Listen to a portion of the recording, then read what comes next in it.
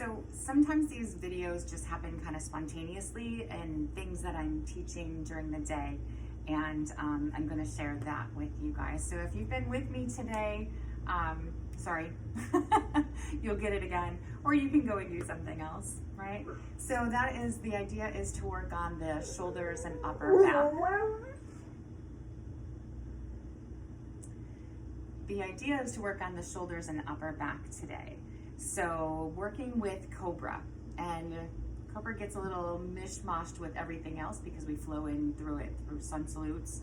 And we get really excited about taking our arms straight, but that's not necessarily the goal, as you'll see in just a minute. So come to lay on your mat on your belly. And to properly place the shoulders, we're actually going to start in Sphinx.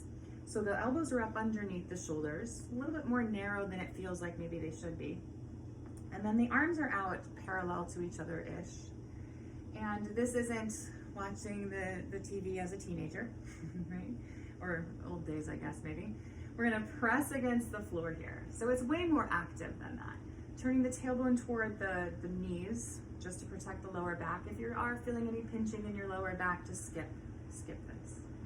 So you're pushing against the floor, but then we're gonna pull, like we're pulling the belly button toward the top of the mat, and see if you can draw your shoulder blades together on your back a bit, so that there's this nice extension and length in the spine, and everything feels really long. For a moment here, really just imprint what this feels like with your shoulders on your back, and where does the arch feel like it is in the spine for you. Take another nice big breath, really get that in your brain, and then come on down and rest.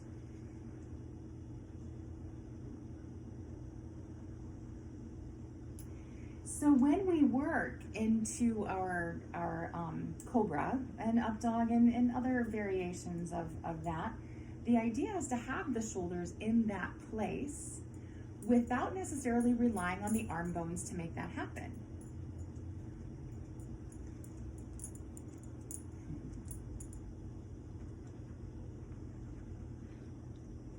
So let's work with that. Take your hands next to your side ribs, and you don't want to have them underneath your shoulders. You want them back by your side ribs, so the forearms are pretty vertical, right? And then from here, their only job is to hug in towards center, and you can feel that draw your shoulders back, right? So the tailbone's turning down toward the floor, keeping your lower back nice and long. And then we need to do the work for the shoulders with the shoulders. So pull them up by your ears, together on your back, and down toward your hip bones to get a little lift, right? And then if you want, you can add a little bit for the arms right here, pulling, like we pulled the belly button between the elbows, kind of the same idea here with the hands, so that there's space and length and everything feels nice and long, but it's a lot more work using the muscles than it is relying on the bones, right? So then release that back down again.